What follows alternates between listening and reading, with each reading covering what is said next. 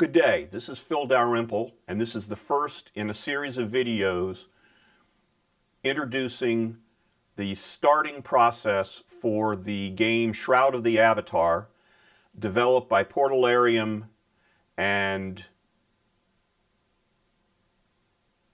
Richard Garriott, who were the developers of Richard was the developer of the Ultima series, including Ultima Online. Shroud of the Avatar is a multiplayer sword and sorcery role-playing game. It is available in both an offline version where you're a single player with NPC companions and an online variant where you can play with other players. Shroud of the Avatar is an instanced rather than sharded game so that it appears everyone is in the same world. In fact, in each of the scenes, there may be multiple instances of that scene if it's too crowded. It's unclear at this point how many people, and of course it changes over time as the performance is improved, can be in a single scene, but it's easily possible to get 100 players in some scenes. In order to find Shroud of the Avatar, probably the fastest way is just to Google for Shroud of the Avatar, and to take a look at what you need. If you hit the Update Shroud of the Avatar button, you come to not the front page, but the main website. In order to play Shroud of the Avatar, you either need to use a free trial or you have to buy access to the game. And you can do that here at the store. It is also available in Steam. If we go back to updates, each month there is a new release of the game, and the intent is that that will continue as long as the game is. This video is being made the Saturday after release 41, the 41st monthly release has come out. We are now 10 months or so from the point at which the final wipe of all the data was done, so we have a relatively good history, but the game is not finished yet. And because of that, we're going to take what may seem to be a little odd path here. We're going to start on one of the three starting trails, but we're going to jump over to another. There are 4 storylines in the game, but you don't have to technically play any of the storylines. You can just jump in and start playing. The 3 storylines correspond to 3 virtues and to 3 starting setups for your character. They are the truth, courage, and love virtues, which correspond to magic, melee, and ranged skills. Currently, the most developed of those 3 lines is the love or ranged. But I want to create a character that is a magic user. So what I'm going to do in this video is I'm actually going to start in the truth line, but with the second video in the series, I'll move over and continue working on the love, or what would normally be ranged magic line, except ranged technique line, but I'm still going to be using magic. The instructions for the game are still in a state of flux, and in fact they change at least a little bit every month. So the first thing you should do is read the instructions. I'm one of those people who actually reads the manual. There is a essentially a changes document, the Release 41 instructions, and this comes out the morning of the release, and the releases generally happen, so far always have happened, at 10:30 Austin, Texas time, which is the server time. And this gives you an overview of what's new in this particular release. In this Release 41, the Path of Truth, or the Truth quest line, has now been completed to the finish. That makes all three of them technically completed, but they have not been polished yet, or rather, the love has been fully polished, and that may still have some issues in it. You can see that we have a lot of information here about what has been changed and what has been added. The game has the facilities for player economies, player-owned buildings, even player-owned towns in the game. At the top of the release instructions are linked player instructions and a known issues link. In addition, if we go on updates, there is a release patch note. Within each of the releases, there will be a series of builds, and the last build that has, as of the time I'm recording this video, was build 598, which was at 7 p.m. again, Austin, Texas time, on April the 28th. The player guide or player instructions contain instructions for installing the launcher. This game, like a number of games, has a two-phase start. There is a very small program, which they call the launcher, whose task it is to update itself first, then download or update the game. Then when you push the launch button, it will actually test to see if you are if the game is still up to date, and then we'll launch the game. The servers for Shroud of the Avatar, I believe, are Linux boxes, but the client is available for Linux, Macintosh OS X, and also Windows. It is available both by direct download and by Steam, so there are technically, I guess, either 4 or 6, depending on how you count, ways of installing the game. I'm not going to go over actually installing the game. I have it installed on my machine already, so we'll just jump in.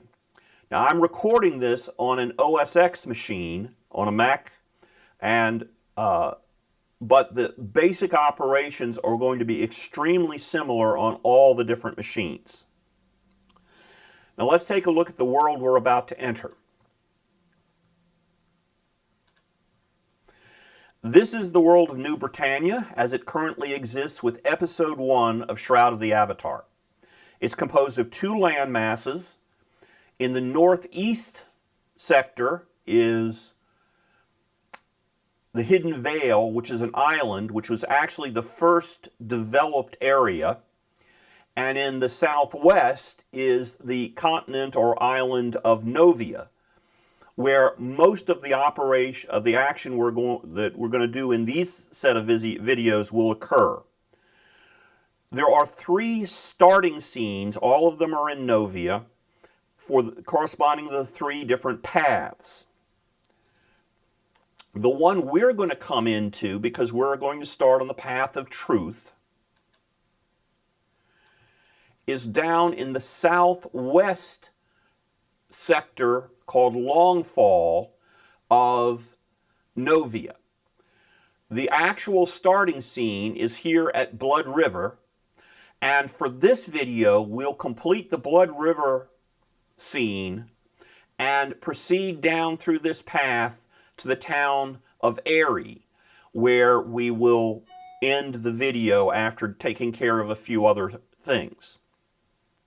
The other 2 starting scenes are High Vale for the melee or Path of Courage, and Solace Bridge for the ranged bow and crossbow, or the Path of Love. Now, once we complete this little bit that we're going to do in this video, we will then proceed south and east to go to the starting scene for the Path of Love, because the Path of Love is more complete and has a really good scene or zone for initial character development. So let's start the launcher. Didn't have to do any updates, so let's launch the game. Had a little bobble there, forgot to erase my username. Alrighty. So, the options we have here are play online, play offline, which I talked about, view intro if you want to see the little cinematic, the movie again, and options which allow you to configure a number of things, including what's called the multiplayer option. Now, this is also available in-game. When you are online, you have 3 further modes: multiplayer, which is where we'll record most of these videos, friends, and single player. In the multiplayer, any players that happen to be in the instance where you are, you will see. In the friends, you will be in the instances which only have your friends, and in the single player, you'll only be single player. Now, if you go into a player versus player area, even if you're in single player, you will be pushed to multiplayer. I'm not going to go over player versus player in this video, or in fact in any of the videos, because I don't do it. So let's X out of here and let's choose play online.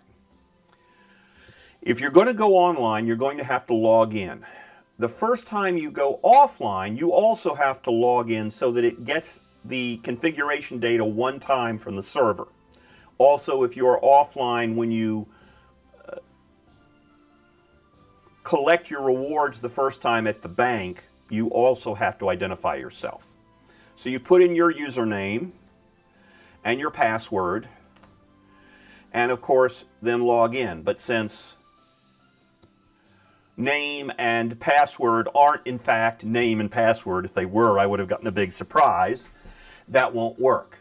So I'm going to pause for just a second. Okay, once you've successfully logged in, you'll see your character and where they are. You'll have an option to resume, start on the world map, which is the overall map of Novia or Hidden Vale, whichever one. In this case, it would be Novia. To log out, or to delete the character. Now, I've already gone in and made sure that Ted Scott doesn't have anything in his inventory that I want to keep. So when I hit delete character, it asks me to confirm by putting in the name of the character. And once we get it right, it lights up the delete, so we push that. And it makes a note that this will lose any items in gold. Well, Ted Scott right now doesn't have anything I want to keep, and he has 0 gold. And I've already put them in a bank or given them to something, so we say yes, delete. And we now are at the point you would come to if you had never created a character before. I'm going to create a male character, and I'm going to call him Ted Scott. You only have to have a first name. So for instance, Dark Star is just the first name. Or you can have a first and last name. I'm going to go ahead and proceed, and as we get the loading screen, we get a little bit of graphics, and we get a hint, which is pressing the jump key when rooted or stunned gives the player a chance to escape the disabling effect. Now, as I said, we are in an instance, and that means that there, in theory, might be someone else in this, but this instance is, and the next one we're going to enter are special. They're single user or single player instances. This is a standard video game, so we can move with a WASD and left click to talk. So,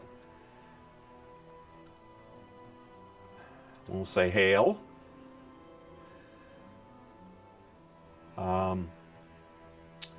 What's an avatar?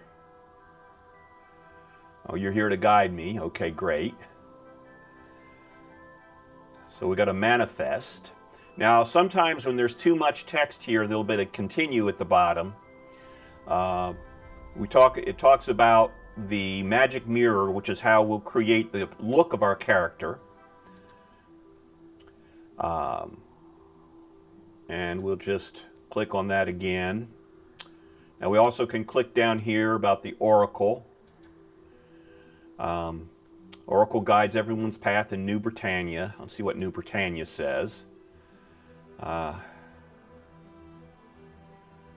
Okay, so if you would actually look at the opening cinematic, you would see that you looked at all kinds of stories. We need to know about the Lunar Rift. And we'll try this place. All right, so we're done with her. We have the steps we need to take. So we'll say goodbye to her. Now you'll notice that we don't really have much form yet, so let's proceed. We're a ghost. So we follow the path to the mirror. And it's right over here. Now it is actually possible, once you leave this place, to re-enter.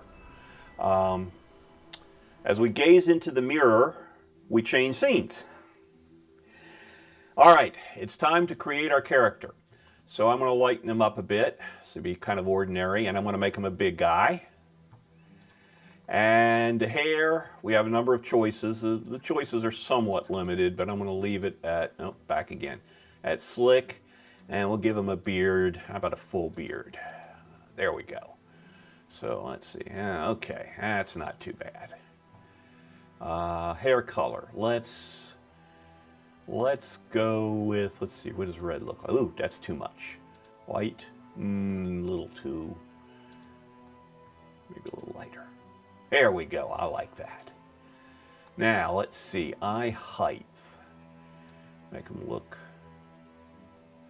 out there. Little B. And close them in a bit. I want to tilt, it's hardly noticeable. We will, and get the iris down a bit, and how about a bright green? How about a bright blue? Okay. Okay, that's not too bad. Next. A bit narrower nose.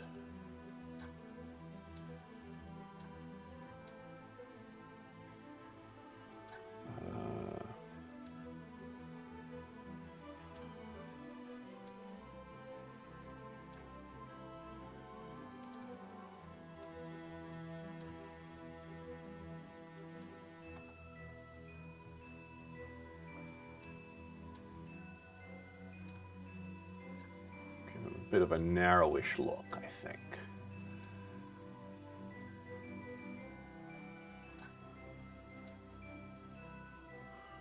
There's a big forehead. And sharp. And let's see, cheekbones. Narrow face, I think.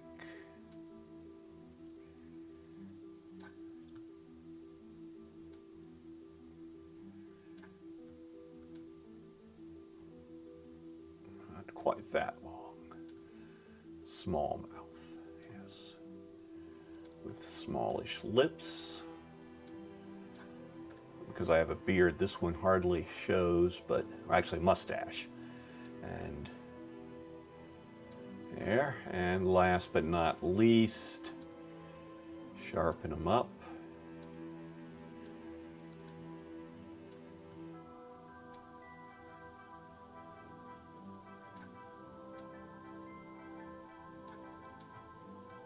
Okay, this looks like a person, so we'll say it's finished. We can change this later. We can change our appearance later because by visiting a store in one of the towns called a Magic Mirror or something. All right. We've used the Magic Mirror. Now we need to talk to the Oracle. Ah, but wait, there's a book. Let's look at the book.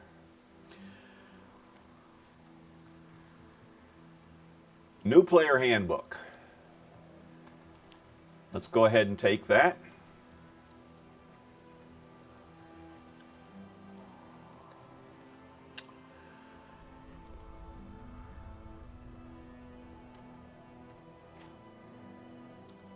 And we will converse with the Oracle. All right, you're the Oracle. Good, I'm glad you're here to guide me. One of the things is that you can use the Oracle conformatories, which are these buildings that are scattered around the world. To do is to flag yourself as open PvP, which means that you can be attacked anywhere, and of course also attack anywhere. I'm ready to begin. Yeah, there's no right or wrong. So we will truthfully deliver the gold. We will courageously fight to the end, and we will truthfully state, so on. All right, now, currently we recommend choosing the way of the bow for new users, as that this is the most polished. We could just say bow to it, or ranger, but we really do want to start with magic. I've been in for over 30 releases. I'm relatively comfortable with what we want to do, so we're going to go with this.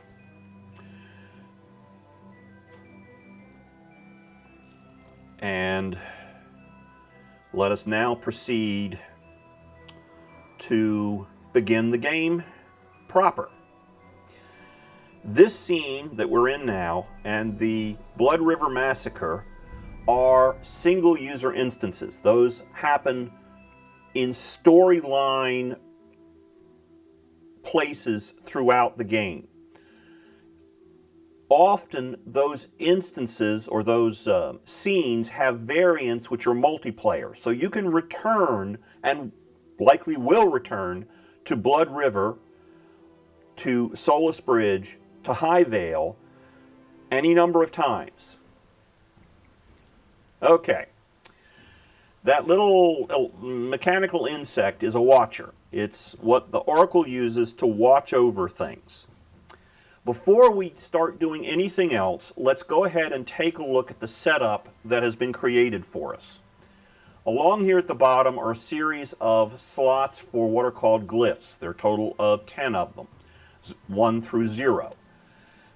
They contain various actions, and for a mage, they'll contain generally spells that you want to cast.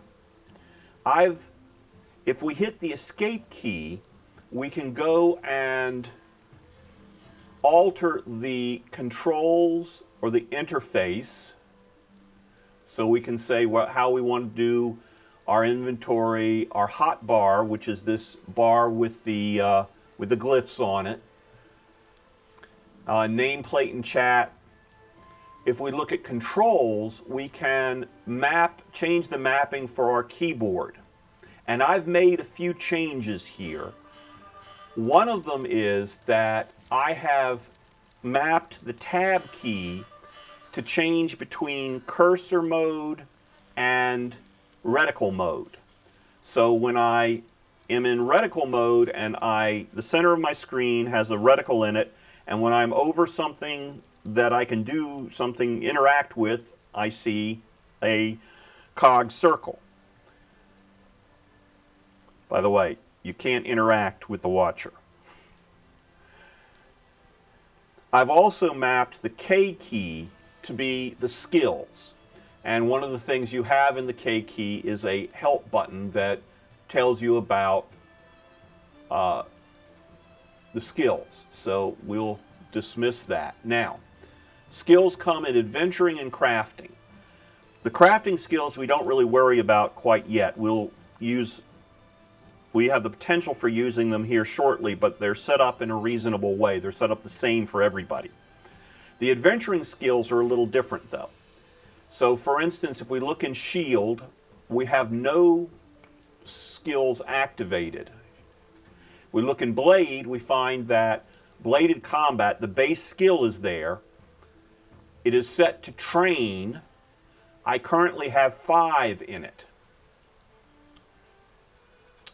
Light armor, I have 5. Ranged, I have 5. Bludgeoned, I have 5. Heavy weapon or heavy armor, I have none. And pole arms, I have 5. The magic skills are these here in the middle. Start with death.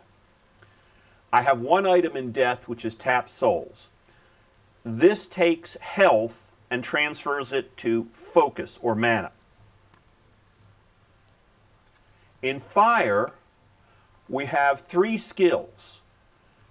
Flame Fist, Fire Arrow, and Ignite Weapon. And I'm going to go ahead and pull those down to my hotbar because they will come in handy here after a while.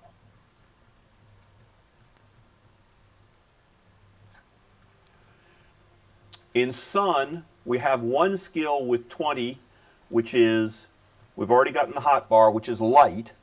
And if I cast that by clicking on it, a little light shows up, so it can light my way. And we have Searing Ray, which is an attack. In Earth, we have nothing.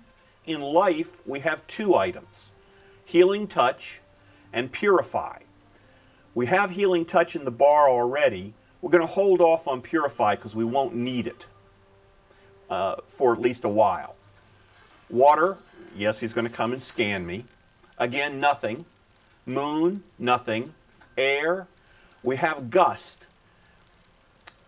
I'm going to go ahead and pull Gust down to my hotbar, although I won't be using it very much. Then down here on the strategy area, in tactics, we've got Healthy. This is an additional increase in your health, and basically it's going to train automatically. We don't have to use it. It's an innate. Taming, we have 1 in Tame Creatures. Now, for this video, I'm not going to use any taming at all.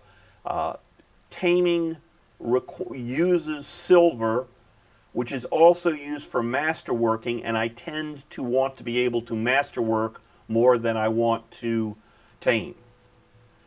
Focus, heightened awareness, which increases your maximum focus. We actually have 10 of that, being that we're a mage. Subterfuge, we have nothing, but this has a couple of very interesting, useful things. Trains dexterity, which increases your speed, and safe fall, which, like the name implies, allows you to fall without getting hurt as badly. So, that's what we have for our current skills. One of the things we have is the pooled experience, which currently has 9986. It had 10,000, but my casting of the light spell used up a little bit of that. And crafting, we've got 10,000 because I haven't gathered anything. As you kill things and complete quests, your pooled experience goes up. But also, as you have things trained, your pooled experience is used for the training, and your skill in that item goes up. We'll see more of that later.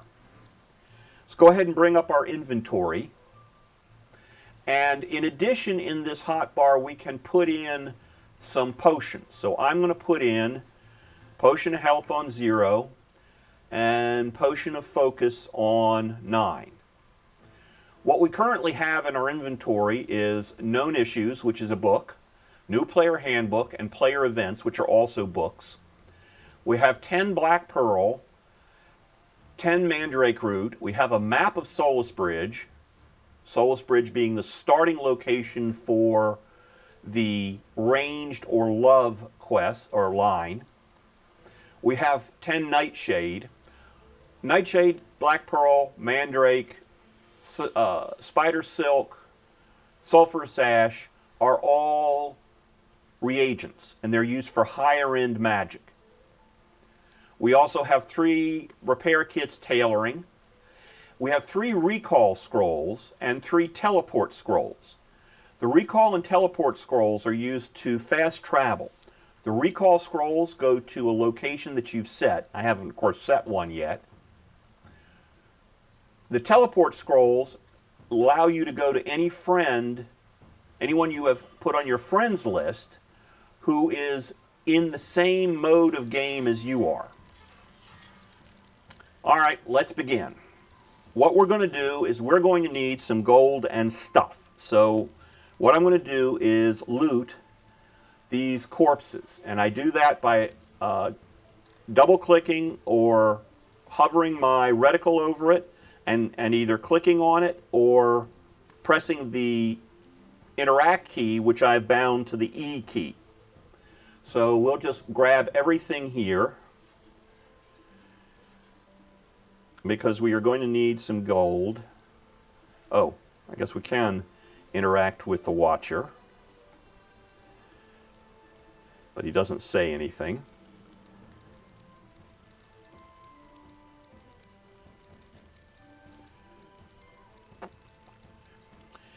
In this scene, we want to fairly thoroughly strip the scene, because it has a fair amount of useful items.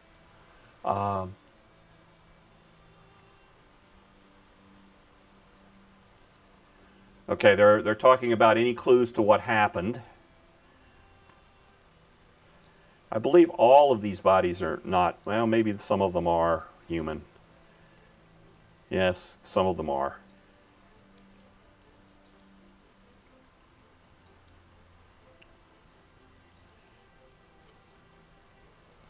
All right, in addition to bodies, there are crates and barrels that we can break open and get stuff from.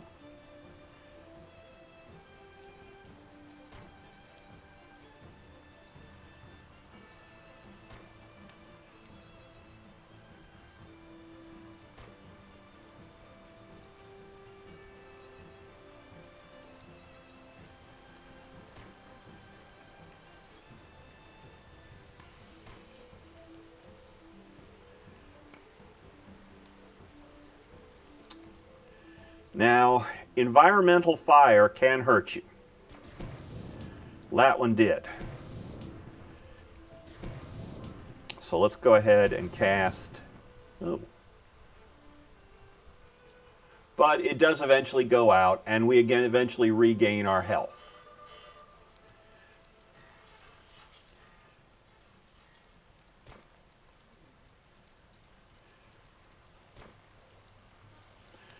Now we're getting a bunch of, well, not to put too fine a point on it, junk. But the junk is actually useful.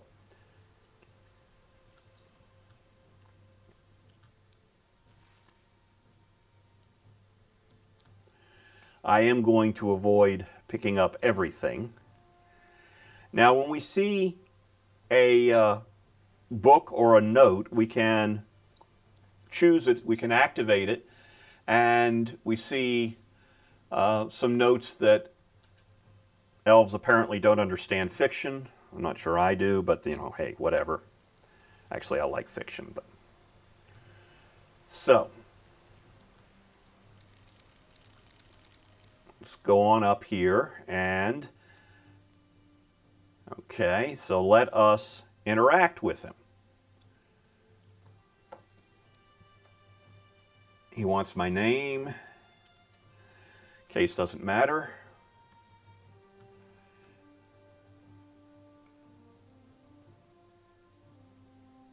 Okay, yes is recommended, so we'll go ahead. We now have a summons to bring him back if he gets lost.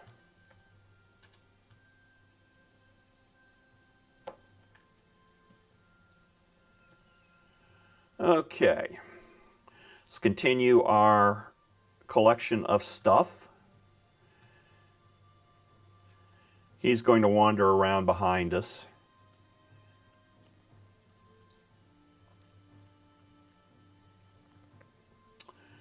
And we can pick up a carrot or two.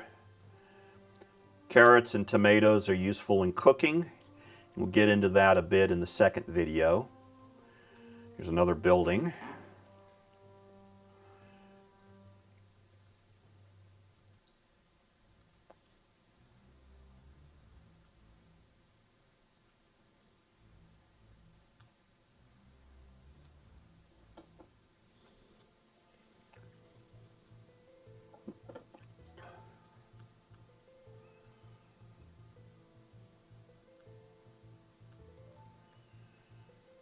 Okay, so there's something called bone steel, and it's involved somehow.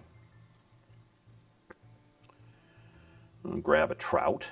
Again, cooking, but also can be used for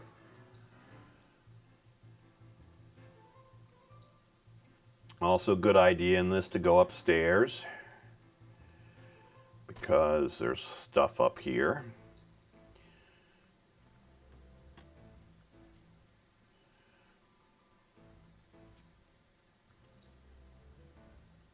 Pecan nuts, again, are used in cooking.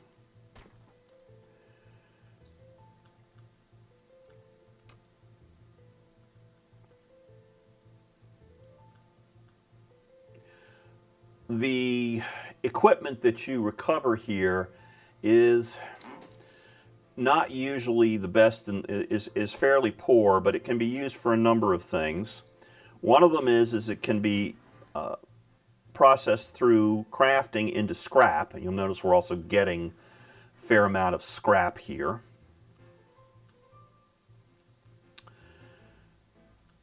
It also can be sold to NPC vendors, and it could be repaired and used, although that's generally not the best use of the material. And now, weapons. We have a choice of a sword, a bow, a heavy round shield, a mace, and there also are some arrow quivers. We're going to go ahead and take the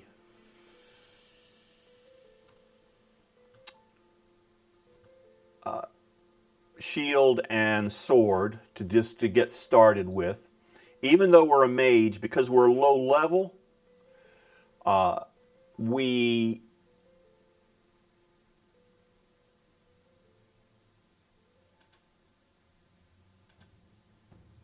going to need an alternate weapon to our magic, and that's what the sword will be. Let's see.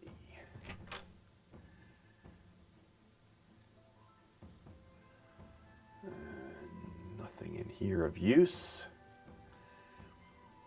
I've been playing long enough. Now we're going to interact with our first entity. So,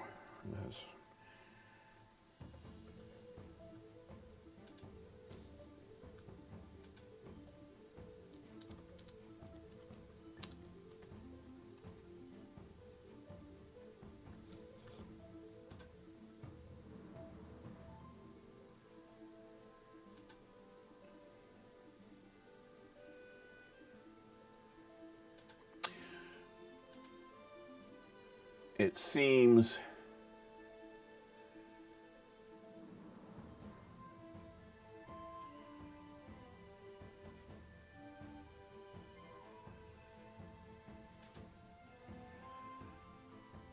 he took a dagger. Okay, so dagger, we got another dagger factor. Put it back so it's wherever it was. Well, unfortunately, there's not much we can do with the kid. But we now know that a dagger is important somewhere. And we saw that the satyrs were very interested in daggers, or in bone steel.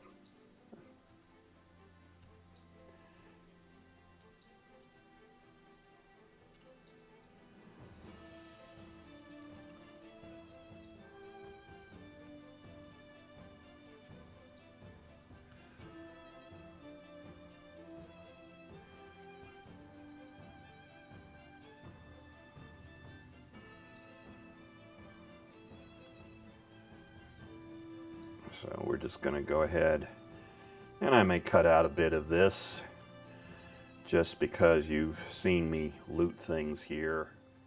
Okay, we've got another person to talk to here. We have a scavenger.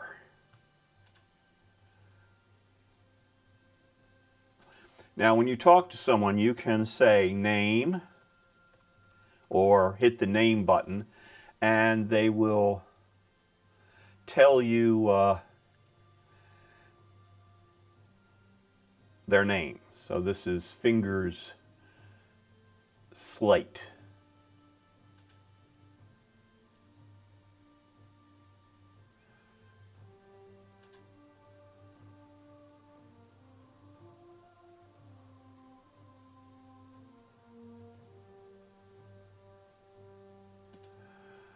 Alrighty.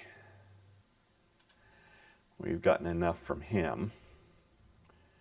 So, and of course, having done this before, I do know where the bone steel dagger is. And the dagger is an important clue. Double click to pick it up. Bone steel dagger.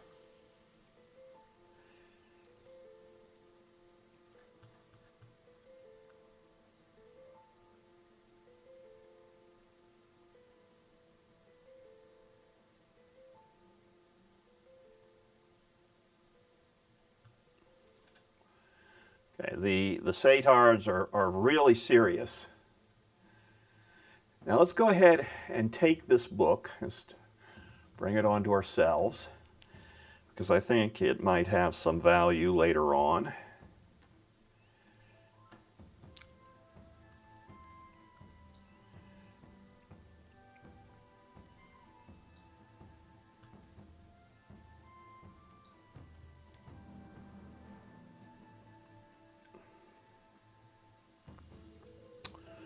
And we'll just proceed down here. They're just about ready to actually take our first fight.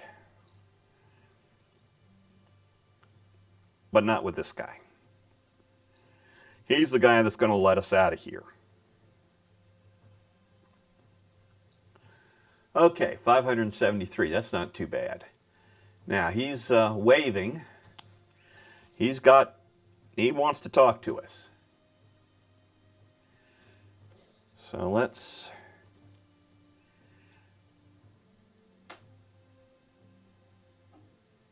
You should speak with him. Up ahead is Edward the Bard. I set him to watch the gate. We will be safe for the moment. He will open it for us, but we need to ask. Okay.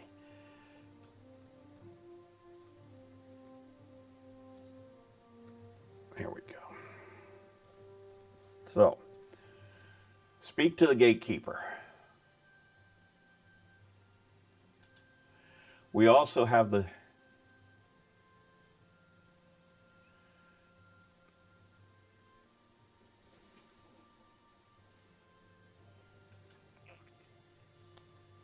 So,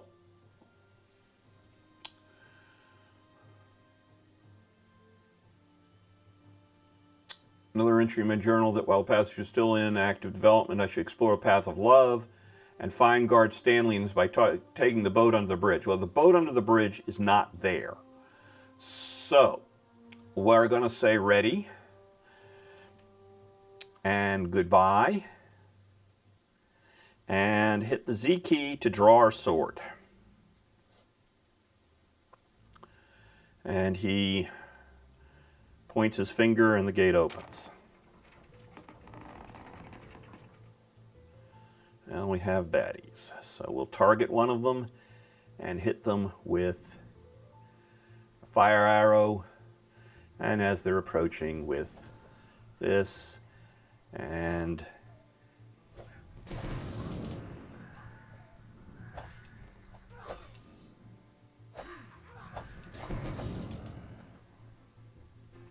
now you recover health and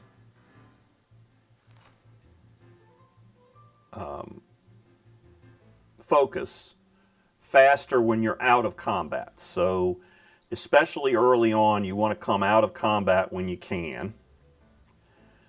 And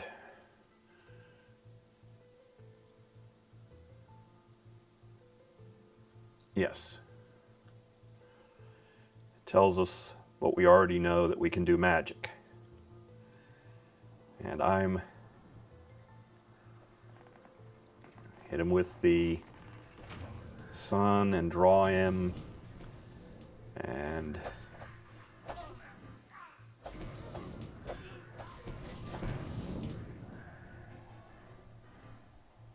again come out of combat. I don't know why it keeps going back in, but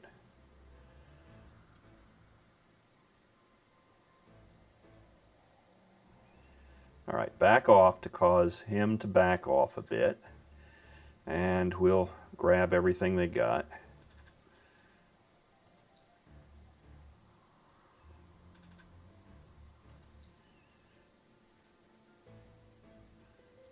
Okay, a little light on focus, but we should be fine for what we're trying to do here.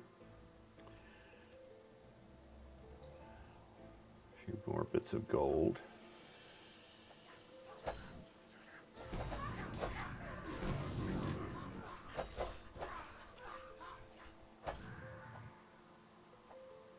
Those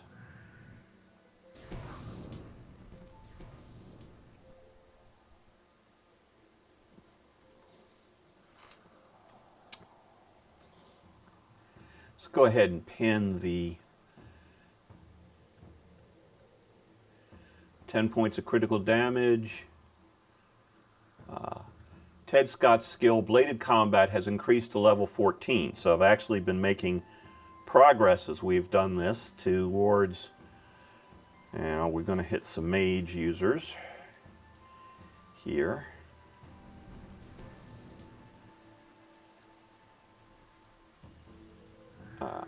Killed one in one shot.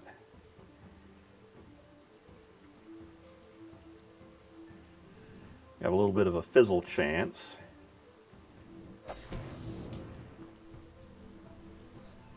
And let our Searing Ray come back up. Actually come out of combat to rebuild our focus a bit.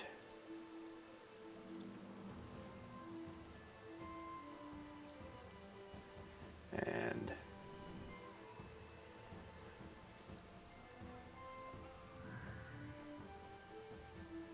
our Searing Ray is all the way up to 8.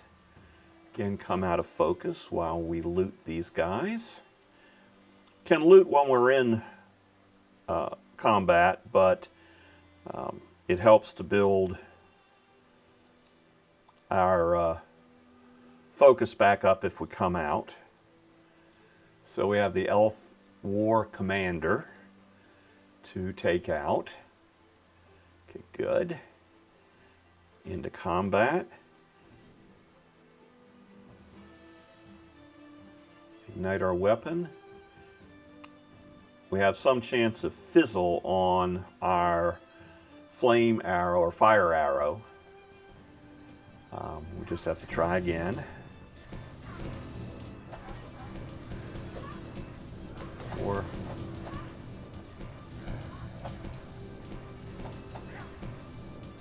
and he's dead.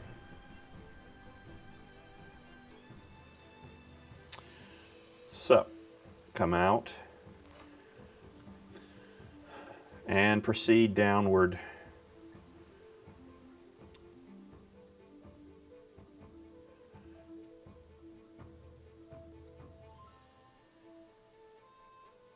And so we want to, ooh, oh, there he is.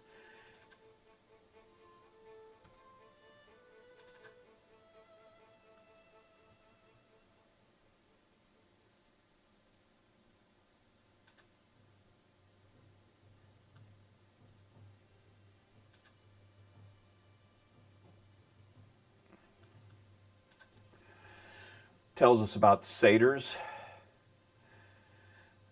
We always have goodbye job help name, so we've said all we need to. For some reason, bring Robert to Evard is on there. But what we're going to do is take the dagger to Aerie. We could stick around and explore some more, but our next destination is Aerie. I do want to check to see if the boat is there. Know where it should be. And no boat. So they have pulled the boat even though they haven't pulled the conversation.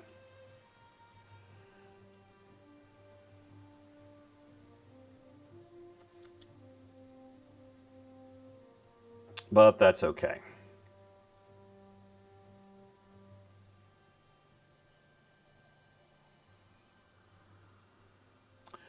So we're going to be going east and then south to get to Aerie. And once we're in Aerie, we'll take a few seconds. Now, this spike here with the skulls at the bottom is an indication of how hard the scene is. And this one is a 0 skull scene, so it's been pretty easy. They go up to 5 skulls. Needless to say, at this point, Ted couldn't survive very long at all by himself in a 5 skull area. So we're going to have a scene change here.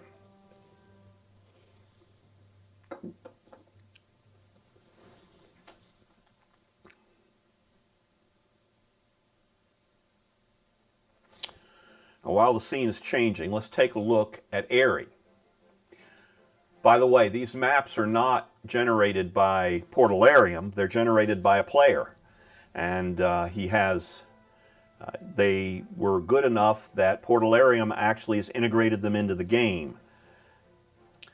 We're going to be coming into Aerie here at the southeast corner, and we'll proceed up to this little round, and then we'll go north up to here. The person we need to talk to is Kyle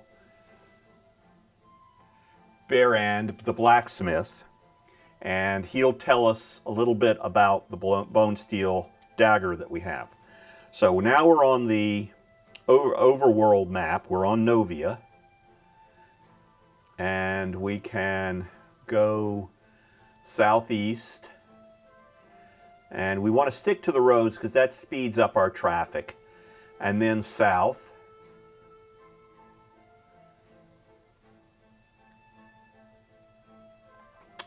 We can see a series of towns as we go by, and we actually go into South Longfall Road. The South Longfall Road is a 3 skull area, so well beyond where we can handle right now.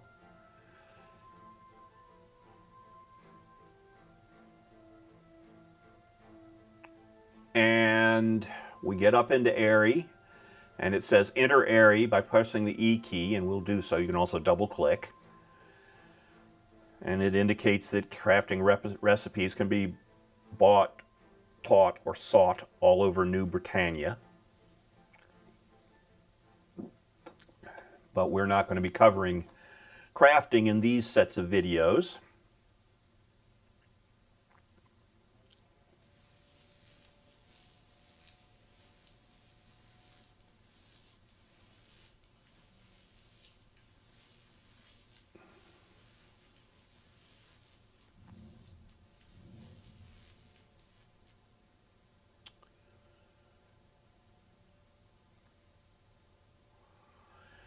Says this area is in early development. It's not been finished yet, although it's close enough for what we want to do. You'll notice as we get close to anything that's alive or semi-alive, we get slow down. All right.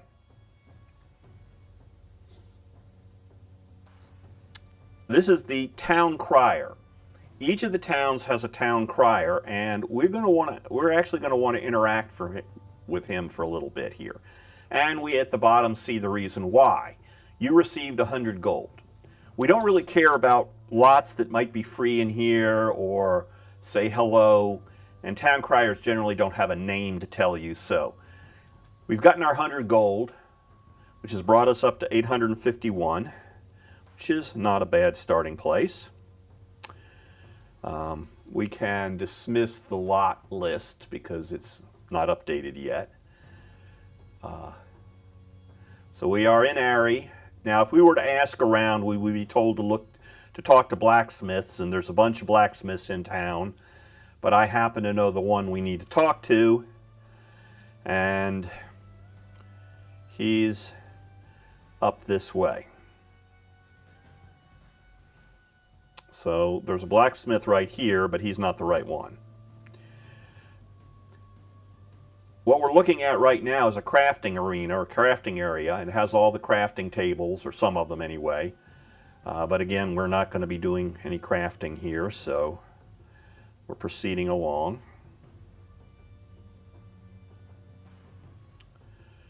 Now, one of the things that the game has are vendors that are owned by players, and we can interact with them. And we see prices. A lot of items here, fancy beds and cloaks. This particular vendor doesn't have much in the way of armor or weapons, because that's just what this particular vendor's owner has put on it. You can change the name, the owner can change the names of the vendors. There's another one, furnishing, outfitting. We have a few guards, those are NPCs. The vendors are also technically NPCs.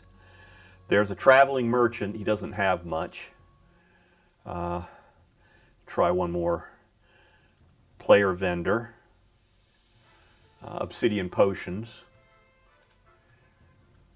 Not a very original set of things. We'll get into starting towns. Although technically Ari is a starting town, it's not, very few people are starting in it yet. There'll be typically vendors that support new players with things that they need. Person we want to see is in this blacksmithing shop. And he's right here. So he's, there. You see how he's waving? That indicates he has, you should talk to him. Now, one of the things is he sells stuff. But we want to speak with him, so we click the hello keyword, and we'll just dismiss this.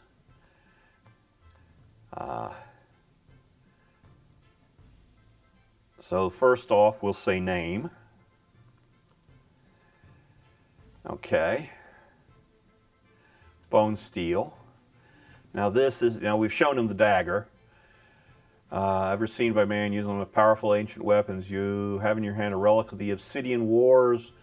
Only that, look at this mark right here over the pommel, forged by Borealis, the Titan himself. I didn't know what you paid for that, but it's literally priceless. Okay, so we got something worth a lot.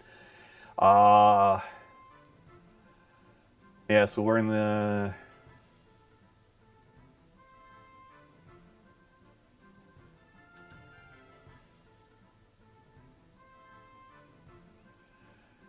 Okay.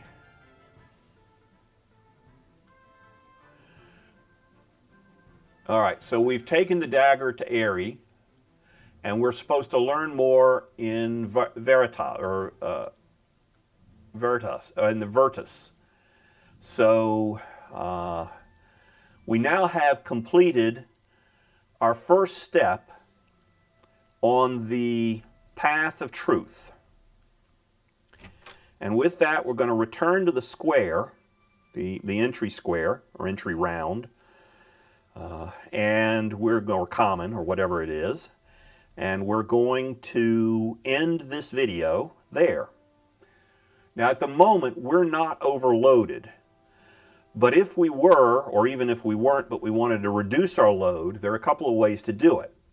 One of them is we can go ahead and salvage some of the items we have in inventory, or even destroy them if they don't have any value to us. We could sell them to NPCs, or even sell them to players. We could put them in the bank, or we could one-on-one trade them to another player. Now, what I'm actually going to do with this stuff, once I visit the bank, is I am going to trade them to another player. I'm going to trade them to my main alt, who is Phil Scott, who I'll bring into the game for the next video. The bank in Airy is right over here, and we need a little light.